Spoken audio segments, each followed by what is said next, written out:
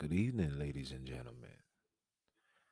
Welcome to another episode of the Repentant Dot Podcast. I am your host, Jones the Jew, aka Jones the Flea Brew, aka Jones do whatever he gotta do. You hear me? And today I just wanted to just touch with y'all and talk about something that's lacking within us, our people, our community, and that is love. We have separated ourselves from love, true love, and what love really means. Love is more than just a four-letter word. Love is as powerful as the word life, or live, or died. Love is as powerful as those words. But the difference between those words, love is not just a word in itself, it's an action. You to love somebody, you have to show that you love that person. You have to let the person know that the love that you given is from you, your actions, your morals, your principles, everything that you stand on. When it comes to love, you have to show it. We as people have shown a lack of love for ourselves, for each other, and of course for the Most High. Some of y'all don't even know what it means to love God. Y'all believe in loving God is just being a kind person or just verbally saying that you love God because you believe that there's a God, so you love him. No. To love God is to keep his commandments. And his commandments is not grievous. That's in the book of First John. You could read that and it tells you what you need to do to show your love to God. Even Christ says to love me is to keep my commandments, to keep the Father's commandment. Because he comes in, he comes in the way of the Father. You understand?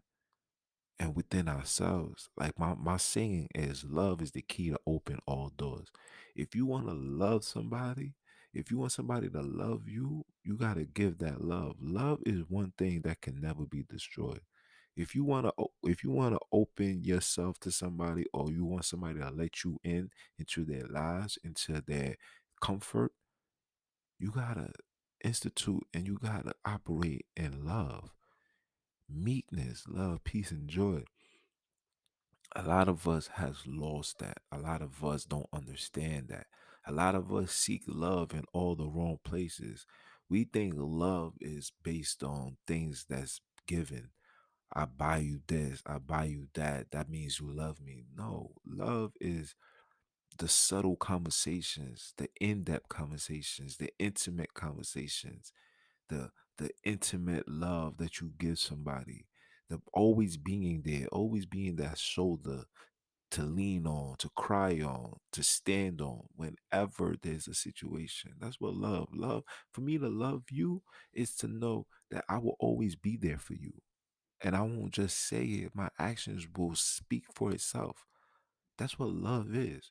But we seem to just dissolve that and put it to the back burner and think that love is just saying I love you just to say I love you. No, if I love you, I must show you that I love you. I can't say that I love you and then when I'm mad at you, I wish harm, I wish death, I wish nothing but evil to take place upon you. If that's really love, that's not love. That's anger. That's hatred. Hatred is the opposite of love. Just like, bad is the opposite of good and good is the opposite of, what I'm saying, evil. It's the same thing. It falls in line. You can't play both sides. Everything in life is an option. It's either you go left or you go right. You go up or you go down. It's not okay. I'm gonna go up and I'm gonna stay in the middle. When you in the middle, you are a compass, meaning you just you're just a head loose. Yeah, you don't know where to go. You understand? And I feel like one thing that's being lacked, that's lacking within our community, is that love, the love that we must have amongst each other. And even myself, I suffer from it too as well. It'll be early in the day and I'm alive and I'm happy, praise the most high. And we will go outside and walk right by each other, right past each other. We're not even saying, hey man, good morning, how you doing? You know, praise the Most High. There's places in the South that they still do these things, but here in New York, like that's far fetched. And a lot of us wake up angry, wake up upset. Damn, I gotta go to work today. Damn, I gotta go do this today. I don't really want to do that. I gotta go to school. I don't want to do this. I wish I could just stay in my bed. Like, no. The Most High gave you an opportunity to open your eyes another day to get it right. Get it right. What you mean by getting it right? Keeping these commandments. One of the commandments is love thy neighbor like you love thyself. But are we really loving ourselves? That's the question that needs to be asked: Is are we really loving ourselves? I apologize. I apologize. The minor setback as far as the equipment go. The computer went on ideal sleep, operating like a true Israel. I guess it's because of the owner. But anyway, like I was saying, love is a very important thing for us as people, as a nation, to have. We need to start loving each other, but first we need to start loving ourselves. We can't say we love ourselves, but yet we do all the things that's detrimental to our body. We can't say I love myself, but then you will put defile food inside you. You will put a high amount of alcohol, um, marijuana, drugs. You'll put this into your body and then expect to be a love to expect yourself to love you. You're not even in the right state of mind to even understand how you're not loving you. You think that you're loving you because society perceives that things that we do like that is normal, but it's not. These things is very detrimental, and it's heartbreaking to see that our people, our nation, is not even living to see 80 years old. It's a miracle if we live to see 75, 76, where back in the days, being living to see 100, 90, 95 was a norm for us. And it's like as the years go by, as generations are being created and generations go by, is the lifespan is deteriorating as well. But a lot of people don't understand is a lot of that is due to the lack of nutrition. That's due to the lack of understanding of dietary, how to be, food to eat, not to eat, and a lot of it has to do with dealing with the stress, with chasing the things that has no sentimental value for us. A lot of us work 40 hours a week, 50 hours, 60 hours. That's 60 hours out of your life where you continuously doing the same thing. And when you look up the word insanity, that means you know, that's what that is. When you working continuously and thinking that you're gonna make some type of change, or thinking that you're gonna get a raise, or thinking that you're gonna get acknowledged, or thinking that if I do, I have to do this in order to pay this bill and keep this roof over my head. That's insanity, man. And a lot of us die insane, die in pain. We think we could retire and be at peace and enjoy the sunset. Like that never happens for us. It's very rare that these opportunities present itself. You understand? And it hurts me that our people don't understand that, and we're just so caught up in this systematic structure where if we don't see this, and if we don't put our foot down and you know and gravitate and grab onto it before it grab us, it's gonna destroy us, and it has been destroying us. When you look at the condition of our people, and I'm talking about the blacks, Latinos, Native Americans, these individuals, you could see the suffering, you could see the stress in our face. The Bible tells you not to walk around with a mad face. You should be happy, but it's hard to be happy in the conditions that we in. It's hard to be happy when we don't even know what happiness is. We find happiness, and a lot of us find happiness in materialistic things. We have to buy things to suppress our pain and our anger, our crying out for help. We gotta buy the expensive clothes so we could be seen and catch and get some type of attention. That's a lot of people's, safe haven. A lot of people find peace in that, but that's not the way. The way is to love. Love is the key to open all doors. We have to love. We have to love each other. We have to love our friends. We have to love our family. We got to love ourselves. Love is the key to open all doors.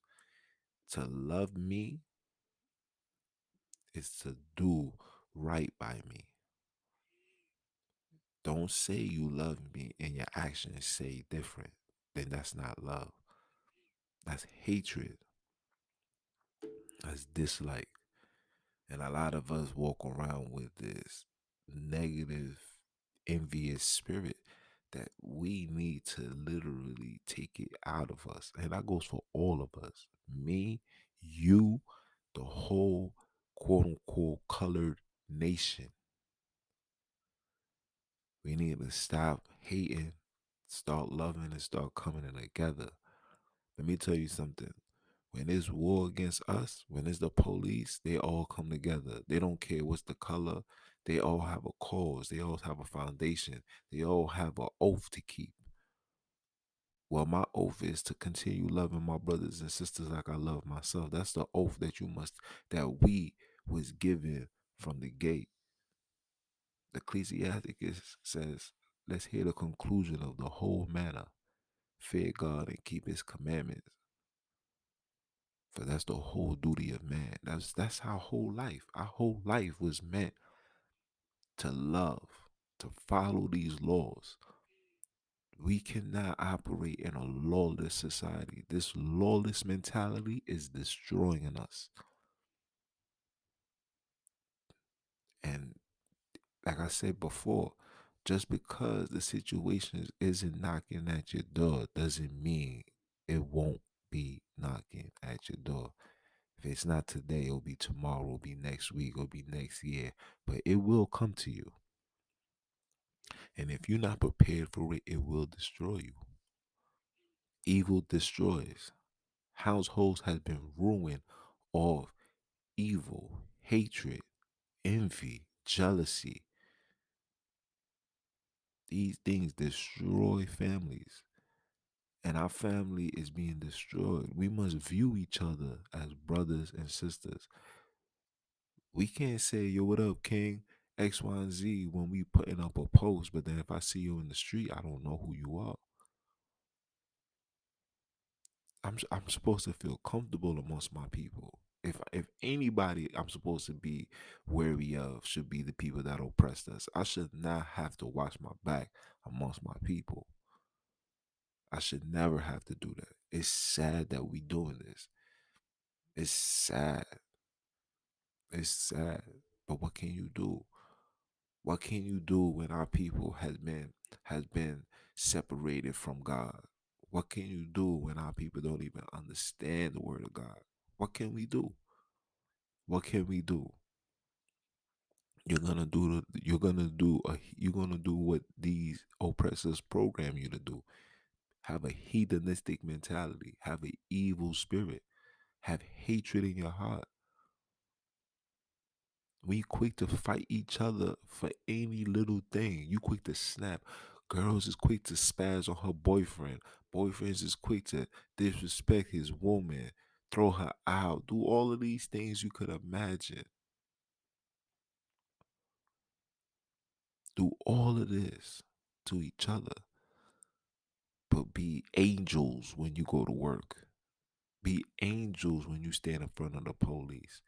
Be angels. Be cooperative when you're caught. I don't understand that. I just don't understand it. How can I look in the mirror and see a beautiful man of color, then go outside and see another beautiful man of color and wish harm to him, want to rob him, want to take him away from his hard work. Because why? Because what TV is telling us, because of what school is teaching us. We're not going to use this slavery talk no more. Yeah, we've been in slavery. Guess what? We've been out of slavery 400 years. It's time to turn a new leaf. There's too much information out in these streets for us to be sitting here worrying about things that's really not important. Like in all reality, these things is really not important, people. It's really not important. You know what's important? Having a childhood friend that you've known for over 30 years and the relationship is still strong. These are the things that we need to get back to. Being married and y'all been together for 30 plus years, 40 years. These are the things that we need to look forward to. We must put down all this negativity and this evilness.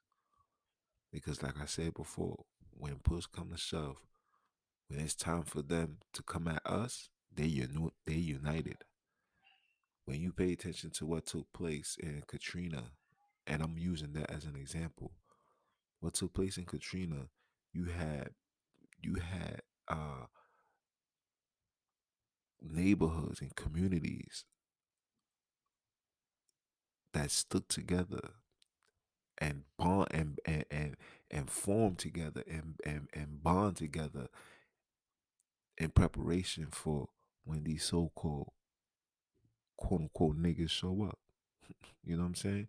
These are the things that we need to get back to. No matter what you call it, you know, these other nations could separate themselves from anything from politics to religion to dietary, but when it's time or when they feel like we, the minorities, are coming to take over, they band together. They create a force field. Where's our force field? Where's our protection? Where's our comfort? Where's our safe haven? We don't have none of these things. And we will never have none of these things until love is implemented all across the board. Starting with me to my children, from my children to the friends, from me, from their friends to their parents coming back to me. This is how we're gonna make the change. I just ask everybody moving forward, when you see somebody that looks just like you, just give them a head nod and let them be like, and just let them know I appreciate you. Start doing that. Let's start doing that. Let's start doing that, people. When we see our people, let's walk by, give a head nod, and if they give you a head nod, just let them know, yo, I appreciate you. And if they ask why do you appreciate me? Tell them two things. For one, you alive, and for two, you just like me. We are all out here together, and let's do that. You know. But that's all I want to talk to you guys about is love, the importance of love, us coming together. Love is the key to open all doors. If you want to open the doors and get to the next chapter, to the next level of where we need to be, if you want to be self sufficient, if you want us to be not dependent on the government or don't need no public assistance, we need to start opening these doors. And the only key that opens all doors is love. With that being said, man, it's your boy Jones, man. Representing the ROD. Repent or die. I hope brothers and sisters have a blessed, beautiful, beautiful Sunday. Enjoy it, man. Enjoy it. Enjoy your life. Praise the Most High. Wake up, pray. You know, say thank you for all, and just say thank you for everybody. Pray for everybody. Let's pray for each other. The kingdom is near. You know, to the Jew first, then the Gentile. That being said, man, it's your boy Jones. I'm off this.